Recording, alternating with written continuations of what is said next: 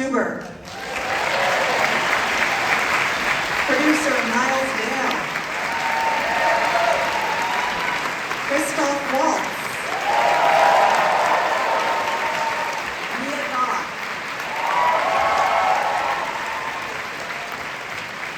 Jacob Elordi. Oscar Isaac. And director Guillermo del Toro.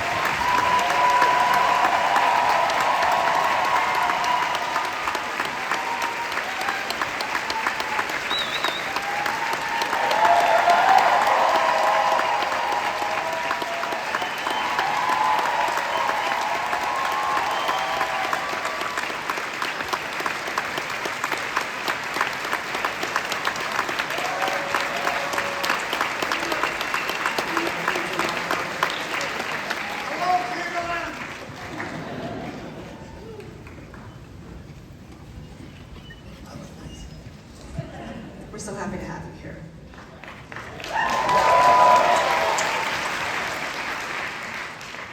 Guillermo, how does it feel to make the film that you've always wanted to make? It's a huge postpartum depression, number one. And I really, but on the other hand is, it feels like a journey that everything, if you look at Chronos, similar themes, similar images, similar treatment of the melodrama of it and the drama of it. So, it's like being training for an Olympic race and finally running it. I don't know how that feels, by the way. I gotta be very clear. But I think it's like that. Jacob. Yes.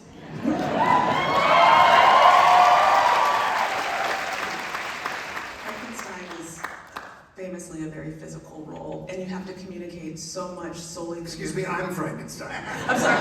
Yes.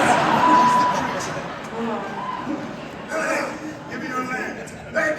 I practiced not to make that mistake. Okay. As the creature, you have to communicate so much through your facial expressions and solely your eyes. How much were the makeup and the prosthetic process a part in helping you get into the mindset and understand the character? Well, the man that made them is right there, Michael.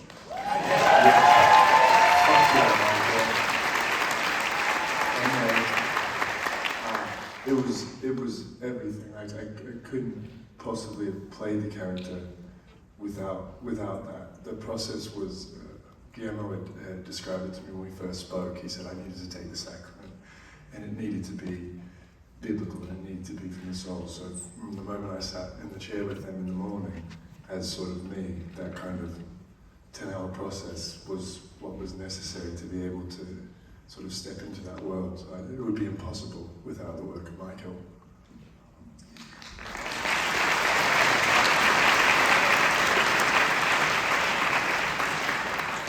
For the creature, he starts out very childlike and innocent, but it's when he actually meets the older man and he starts reading about the human condition, he becomes a bit more angry and a bit more sad about his state and his circumstance and wants to pursue his creator.